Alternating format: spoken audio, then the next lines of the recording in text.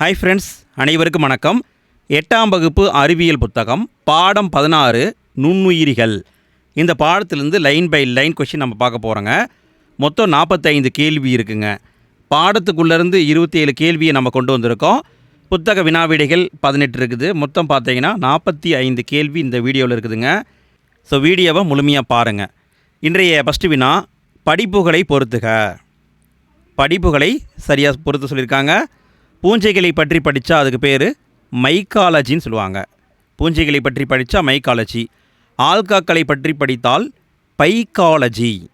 வைரஸ்களை பற்றி படித்தால் வைராலஜி. பாக்டீரியாக்களை பற்றி படித்தால் பாக்டீரியாலஜி. ஆல்காக்களை பற்றி படித்தால் பைக்காலஜி.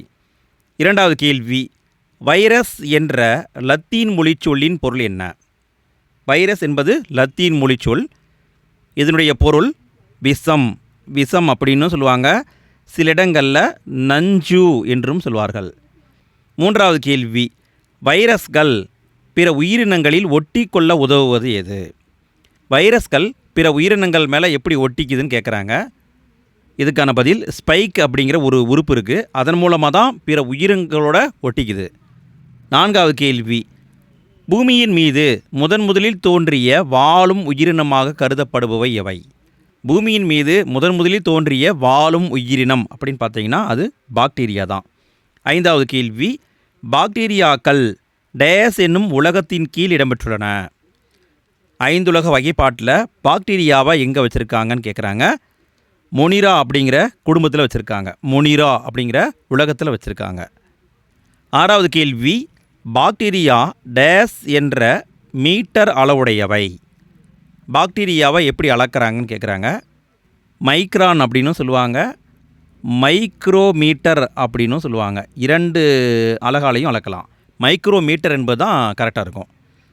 ஏழாவது கேள்வி, பாக்டீரியாவில் புரதச் சேர்க்கையானது 70S வகை எந்த டேஸால் நடைபெறுகிறது? பாக்டீரியாவில் புரதச் சேர்க்கை நடக்குது. அது காரணம் 70S அப்படிங்கிற ரைபோசோம்கள். 70S ரைபோசோம்கள். இதுதான் ஆன்சர். எட்டாவது கேள்வி, பாக்டீரியாக்களில் இடப்பெயர்ச்சி எதனால் நடைபெறுகிறது? பாக்டீரியாக்களில் இடப்பெயர்ச்சி எப்படி நடக்குதுங்க? இதுக்கான பதில், பாக்டீரியாவில் கசையிலை இருக்குது. கசையிலை மூலமாக இடப்பெயர்ச்சி நடக்கிறது.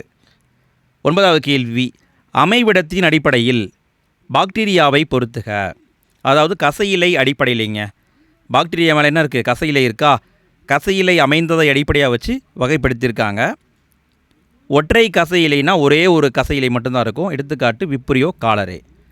ஒரு முனை கற்றை கசையிலைனா ஒரு முனையில் கற்றையாக இருக்கும். எடுத்துக்காட்டு சூடோமோனஸ். இருமுனை கற்றை கசையிலைனா 2 முனையிலையும் கற்றையாக இருக்கும். ரோடோஸ்பைரிலம் ரூபரம். சுற்று கசையிலைனா சுற்றியுமே கசையிலை இருக்கும். எடுத்துக்காட்டு ஏ கோலை. கசையிலை அற்றவைனா எடுத்துக்காட்டு கோனிரி பாக்டீரியம், டிப்திரியா. இதில் பார்த்திங்கன்னா கசையிலேயே கிடையாது. 10வது கேள்வி, பாக்டீரியாவின் வடிவங்களை பொறுத்துக. பொதுவாக பாக்டீரியாவை வடிவத்தின் அடிப்படையில் 4 வகையாக பிரிக்கிறாங்க. இதுக்கான பதில், பேசில்லை என்பது கோல் வடிவம். எடுத்துக்காட்டு பேசிலஸ் ஆந்த்ராசிஸ். ஸ்பைரில்லா அப்படின்னா சுருள் வடிவம். எடுத்துக்காட்டு ஹோலிகோபாக்டர் பைலோரி. காக்கை என்பது கோள வடிவமாகவும் இருக்கலாம், பந்து வடிவமாகவும் இருக்கலாம். எடுத்துக்காட்டு டிப்ளோகாக்கஸ். விப்ரியோ அப்படிங்கிறது கம்மா வடிவம். கம்மா போடுவோம் இல்லைங்களா, அந்த வடிவம் விப்ரியோ காலரே. 11வது கேள்வி, நுண்ணுயிரிகளின் பயன்பாடுகளை பொறுத்துக. நுண்ணுயிரிகள் எதுக்கு பயன்படுது அப்படிங்கிறத பொறுத்தணும். இதுக்கான பதில், சைனோபாக்டீரியா அப்படிங்கிறது ஒளிச்சேர்க்கை மூலம் தங்களது உணவை தானே தயாரித்து கொள்ளும் பாக்டீரியா. ஒளிச்சேர்க்கை மூலமாக அதுவே உணவை தயாரிச்சுக்கும். எது? சைனோபாக்டீரியா. ஏ கோலை அப்படிங்கிறது கூட்டுயிரி வாழ்க்கை முறையை மேற்கொள்ளும் பாக்டீரியா. எங்கே இருக்குதுன்னா மனிதனுடைய குடலில் இருக்குது. கூட்டுயிரி வாழ்க்கையை நடத்தும். ரைசோபியம் அப்படிங்கிறது பயறு வகை தாவரங்களுடைய வேர் முடிச்சுகளில் வாழும். வளிமண்டல நைட்ரஜனை நைட்ரேட்டுகளாக மாற்றி மண்ணில் நிலைநிறுத்தி மண்ணை வளப்படுத்தும் பாக்டீரியா. இது 3ங்க. லாக்டோபேசிலஸ் அப்படிங்கிறது பாலை தயிராக மாற்றக்கூடிய பாக்டீரியா. சைனோபாக்டீரியா அப்படிங்கிறது ஒளிச்சேர்க்கை மூலமாக தானே உணவை தயாரித்துக்கும். ஏகோலை என்பது மனிதனுடைய குடலில் கூட்டுயிரி வாழ்க்கையை நடத்தும். ரைசோபியம் என்பது வேறு முடிச்சுகளில் வாழும். வளிமண்டல நைட்ரஜனை நிலைநிறுத்தும். லாக்டோபேசிலஸ் என்பது பாலை தயிராக மாற்றும். 12வது கேள்வி, ஈஸ்ட் என்பது டேஸ் மூலம் இனப்பெருக்கம் செய்கிறது. ஈஸ்ட் எப்படி இனப்பெருக்கம் செய்யுதுங்க? ஈஸ்ட்டு மொட்டு விடுதல் மூலமாக இனப்பெருக்கம் செய்கிறது. ஈஸ்ட்டு மொட்டு விடுதல் மூலமாக இனப்பெருக்கம் செய்கிறது. 13வது கேள்வி, டேஸ் என்ற நொதியின் உதவியுடன் ஈஸ்ட்டுகள் நொதித்தலில் ஈடுபடுகின்றன. ஈஸ்ட்டை எங்கே பயன்படுத்துகிறாங்க? நொதித்தல் செயல்முறையில் பயன்படுத்துகிறாங்க. இது காரணம், அதில் சைமேஸ் அப்படிங்கிற நொதி இருக்குது. அதன் மூலமாக தான் ஈஸ்ட் நொதித்தலில் பயன்படுது. 14வது கேள்வி, நீர்ப்புருக்கள் என அழைக்கப்படுபவை எவை? நீர்ப்புருக்கள் என அழைக்கப்படுபவை ஆல்காக்கள். ஆல்கானா பாசிங்க. நீர்ப்புருக்கள் எனப்படுபவை ஆல்காக்கள். 15வது கேள்வி, பொறுத்துக. சரியாக பொறுத்துனுங்க. இதுக்கான பதில், ஒரு செல் பூஞ்சைக்கு எடுத்துக்காட்டு ஈஸ்ட்டு, பல செல் பூஞ்சைக்கு எடுத்துக்காட்டு பெனிசிலியம், ஒரு செல் ஆல்காவிற்கு எடுத்துக்காட்டு கிளாமிடோமோனஸ், பல செல் ஆல்காக்கு எடுத்துக்காட்டு சர்காசம். 16வது கேள்வி, கிளாமிடோமோனாஸ் எதன் மூலமாக இடப்பெயர்ச்சி செய்கிறது? கிளாமிடோமோனஸ் என்பது ஒரு செல் ஆல்கா, ஒரு செல் பாசிங்க. இது கசையிலைகள் மூலமாக இடப்பெயர்ச்சி செய்கிறது. 17வது கேள்வி, இடப்பெயர்ச்சி உறுப்புகளை பொறுத்துக. இடப்பெயர்ச்சி உறுப்புகளை பொருத்தணும். இதுக்கான பதில் பாரமேசியம். பாரமேசியம் எப்படி இடப்பெயர்ச்சி அடைகிறது? சிலியேட்டா என்ற சிலியாக்கள் மூலமாக இடப்பெயர்ச்சி செய்கிறது. யூக்ளினா என்பது பிளாஜெல்லேட்டா என்ற கசையிலைகள் மூலமாக இடப்பெயர்ச்சி செய்கிறது. அமீபா சூடோபோடியா என்ற போலிக்கால்கள் மூலமாக இடப்பெயர்ச்சி செய்கிறது. பிளாஸ்மோடியம் என்பது ஸ்போரோசோவா என்ற ஒட்டுண்ணிகளாக இடப்பெயர்ச்சி அடைகிறது. 18வது கேள்வி, பெனிசிலியம் கிரைசோஜீனம் என்ற பூஞ்சையிலிருந்து முதல் எதிர் உயிர்கொல்லி மருந்தான பெனிசிலினை 1928 கண்டறிந்தவர் யார்? பெனிசிலின் அப்படிங்கிறது தான் முதல் எதிர் உயிர்கொல்லி மருந்து. 1928 கண்டுபிடிச்சாங்க. யார் அப்படின்னா சர் அலெக்சாண்டர் பிளமிங் கண்டுபிடிச்சார். பெனிசிலியம் கிரைசோஜீனம் என்ற பூஞ்சையிலிருந்து கண்டுபிடிச்சார். 19வது கேள்வி, பிளேக் நோய்க்கு மருந்தாக பயன்படும் ஸ்ட்ரெப்டோமைசின் என்னும் எதிர் உயிர்கொல்லி டேஸிலிருந்து தயாரிக்கப்படுகிறது. பிளேக் அந்த நோய்க்கு எது பயன்படுத்துகிறாங்கன்னா ஸ்ட்ரெப்டோமைசின் அப்படிங்கிற மருந்தை பயன்படுத்துகிறாங்க. இதை பாக்டீரியாவிலேருந்து தயாரிக்கிறாங்க. பாக்டீரியாவிலிருந்து தயாரிக்கப்படுது. 20வது கேள்வி, முதலில் பெரியம்மைக்கான தடுப்பூசியை கண்டறிந்தவர் யார்? அது மட்டும் இல்லாமல் வாக்சினேஷன், அதாவது தடுப்பூசி என்ற சொல்லையும் முதலில் உருவாக்கியவர் யார்? பெரியம்மைக்கான தடுப்பூசியை கண்டுபிடிச்சதும் இவர் தான். வேக்சினேஷன் அப்படிங்கிற வார்த்தையை உருவாக்குனதும் இவர் தான். யார் அப்படின்னா எட்வர்டு ஜென்னர். 21வது கேள்வி, நுண்ணுயிரிகளை பயன்பாடுகளுடன் பொறுத்துக. எந்த நுண்ணுயிரி எதுக்கு பயன்படுத்துன்னு பொருத்தணும். இதுக்கான பதில், பேசிலஸ் துரிஞ்சியன்ஸ் என்பது பீட்டி பருத்தி பஞ்சு இருக்கு இல்லைங்களா, அதில் இருக்கிற பூச்சிகளை கட்டுப்படுத்த உதவும் பாக்டீரியா இது.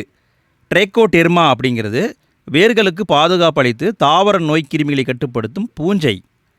பாக்குலோ என்பது பூச்சிகள் மற்றும் கணுக்காலிகளை தாக்கும் வைரஸ். நைட்ரோபாக்டர் என்பது கழிவு நீர் சுத்திகரிப்பில் பயன்படும் பாக்டீரியா. இதெல்லாம் ரொம்ப முக்கியம் ஃப்ரெண்ட்ஸ், டைரெக்டாக கூட கேட்கலாம், பார்த்துக்கோங்க. 22வது கேள்வி, நுண்ணுயிரிகளை பயன்பாடுகளுடன் பொறுத்துக. இதையும் சரியாக பொருத்தணும். இதுக்கான பதில், குளோரெல்லா அப்படிங்கிறத எதுக்கு பயன்படுத்துகிறாங்கன்னா ரொட்டி மாவுடன் சேர்க்கப்படும் புரதம் மற்றும் வைட்டமின்கள் அதிகம் நிறைந்த பசும் ஆல்கா. இது பசும் ஆல்காங்க, அதாவது பாசி. எதுக்காக சேர்த்துறாங்க? ரொட்டியில் புரதம் மற்றும் வைட்டமின்களை அதிகப்படுத்த சேர்த்துறாங்க. ஈஸ்ட் அப்படிங்கிறது பார்த்திங்கன்னா ரொட்டி மற்றும் கேக்குகளை மிருதுத்தன்மையாக்கும் பூஞ்சை. இது பூஞ்சை ரொட்டி கேக்குகளை ரொம்ப சாஃப்டாக உருவாக்குறாங்க பார்த்தீங்களா, அதில் சேர்த்துறாங்க. சூடோமோனஸ் ஏரிஜினோசா என்பது லினன் நூல் இருக்குது பார்த்தீங்களா, அந்த நூல் இலைகளை தயாரிக்க பயன்படுத்துகிறாங்க. மெத்தனோஜென்கள் அப்படிங்கிறது மனிதன், விலங்கு, தாவர கழிவுகளை சிதைத்து உயிரி வாயு உற்பத்திக்கு பயன்படும் பாக்டீரியா. மெத்தனோஜென்கள். 23வது கேள்வி, மனித குடலில் வாழும் எந்த பாக்டீரியா உணவு செரிமானத்துக்கு உதவுகிறது? மனித குடலில் வாழக்கூடிய பாக்டீரியா உணவு செரிமானத்துக்கு உதவுது. இதுக்கான பதில் லாக்டோபேசிலஸ் அசிட்டோப்ளஸ்.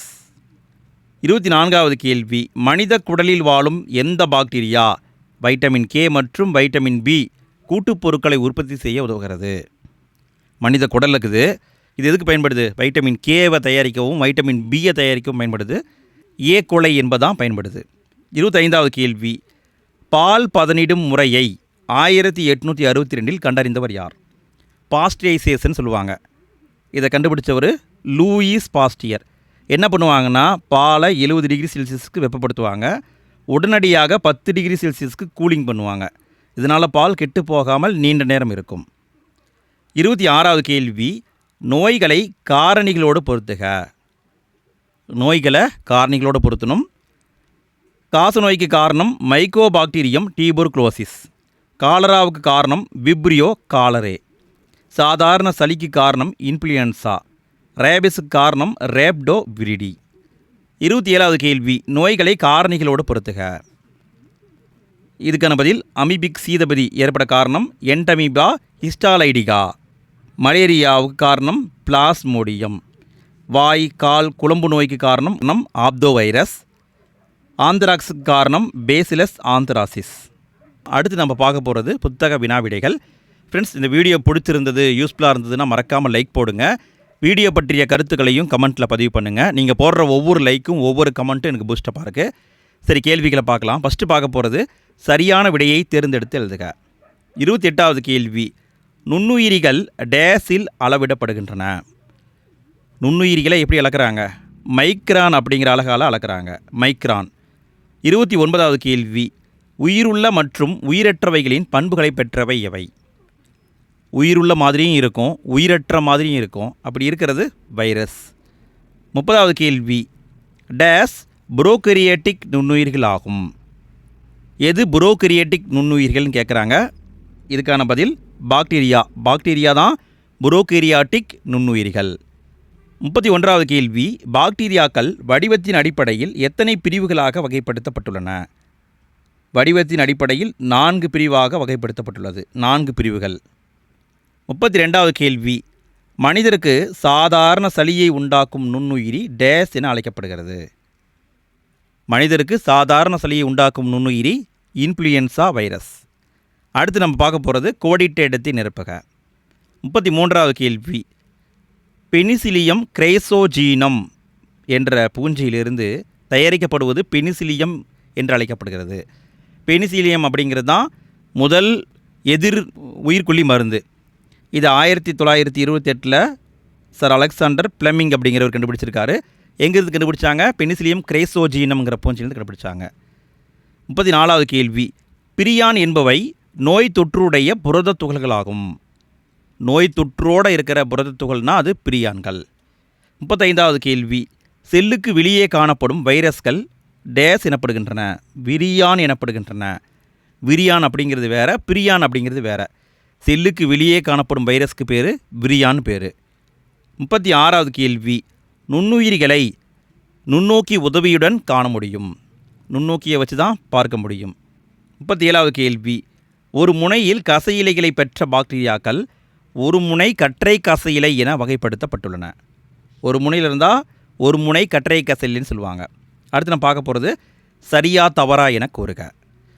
38வது கேள்வி, நோயுண்டாக்கும் நுண்ணுயிரிகள் நோய் கிருமிகள் என அழைக்கப்படுகின்றன. இது கரெக்டு.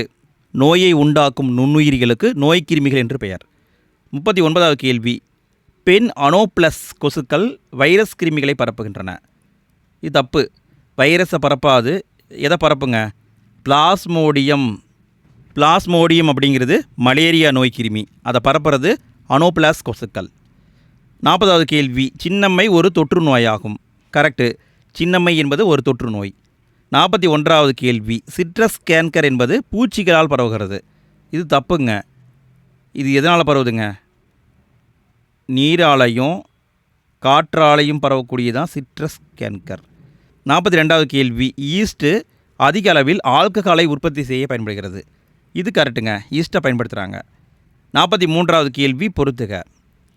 சரியாக பொருத்தணும். இதுக்கான பதில் ரைசோபியம் என்பது நைட்ரஜனை நிலைப்படுத்தும் பாக்டீரியா. காசநோய் எப்படி ஏற்படுது? பாக்டீரியாவால் ஏற்படுது. குரு என்பது பிரியான். ப்ரோபயாட்டிக்ஸ் அப்படிங்கிறது லாக்டோபேசிலஸ் அசிடோப்ளஸ். எட்வர்டு ஜென்னர் என்பவர் தடுப்பூசியை கண்டுபிடிச்சார். 44வது கேள்வி, சரியான கூற்றை தெரிவு செய்க. கூற்று மலேரியா புரோட்டோசோவாவினால் உண்டாகிறது. காரணம், இந்த நோய் கொசுவினால் பரவுகிறது. மலேரியாவுக்கு காரணம் புரோட்டோசோவா தான். கரெக்டு. காரணம் கொசுவால் தான் பரவுது. இதுவும் கரெக்டு. கூற்று காரணம் இரண்டும் சரி, சரியான விளக்கம் தான். 45வது கேள்வி கடைசி கேள்விங்க. சரியான கூற்றை தெரிவு செய்க. கூற்று ஆல்காக்கள் பிறசார்பு உயிரிகளாகும். காரணம் பச்சையத்தை பெற்றிருப்பதில்லை. இதில் கூற்று சரி, ஆல்காக்கள் பிறசார்பு உயிர்கள் தான், ஆனால் காரணம் தப்பாக இருக்குது. இதில் பச்சையம் இருக்கும், ஸோ காரணம் தவறு. அப்போ பார்த்தீங்கன்னா கூற்று சரி, காரணம் தவறு. இந்த பாடத்தை நம்ம கம்ப்ளீட் பண்ணிட்டோம். மொத்தம் 45 கேள்வியை பார்த்துருக்கோங்க. நேரம் கிடைக்கும்போது இன்னும் 2-3 முறை போட்டு கேட்டிங்கன்னா போதும், உங்கள் மனசில் அப்படியே பதிஞ்சிரும். இதே மாதிரி மற்ற பாடங்களுக்கும் நம்ம வீடியோ போட்டிருக்கோம். அதுக்கான லிங்க் ஃபஸ்ட்டு கமெண்ட்டில் இருக்குது, கிளிக் பண்ணி பாருங்கள்.